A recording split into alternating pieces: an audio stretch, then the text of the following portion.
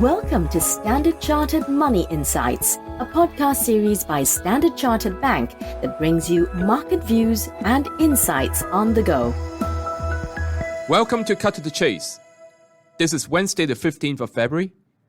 I'm Daniel Lam, your host for the podcast. For those that listened to the podcast this Monday, last night did turn out to be a blue Valentine for me. I lost my chess game after missing a win. And it also seemed to be a blue Valentine in terms of the US CPI release, at least on the surface.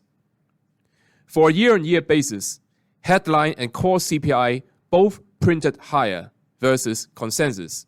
So the headline was at 6.4% year-on-year versus the expected 6.2% and 6.5% prior. And core CPI was at 5.6% year-on-year versus the expected at 5.5% and 5.7% prior. But digging deeper, leading indicators such as rent indices from Zillow and apartment list foreshadow a moderation in shelter inflation.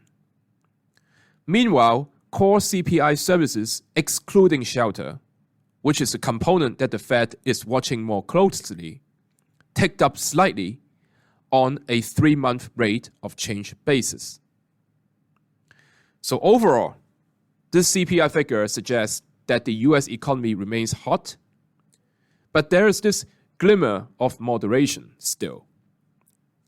This manifests itself in the mixed reaction from risky assets overnight. So for example, the bond market reacted negatively, with the US 10-year yield spiking to 3.8%, and then coming down somewhat to the 3.75% level. The reaction for equities was a little bit more nuanced, with S&P 500 index retesting the 4,100 level yet again, found support there, and ended the day essentially flat.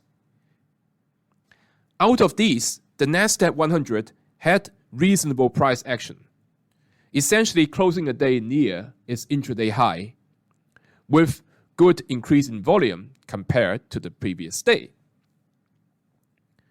So now, what to look out for? It seems that investors are awaiting for more clues from retail sales tonight and PPI on Thursday.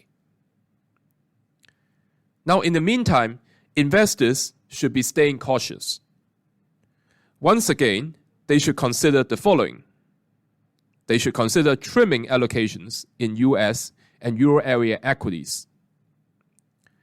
Equity investors may consider rotating into Hong Kong and China equities, particularly if the Hang Seng Index reaches key support at 20,300 and 19,300.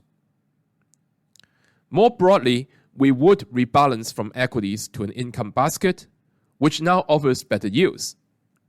Asian dollar bonds remain our preferred area in bonds as spreads continue to tighten, and China is improving on its growth outlook. That is all from me for today.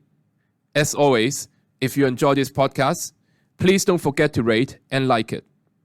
Thanks for listening, and we wish you a happy day ahead. Thank you for listening to Standard Chartered Money Insights, a podcast series by Standard Chartered Bank.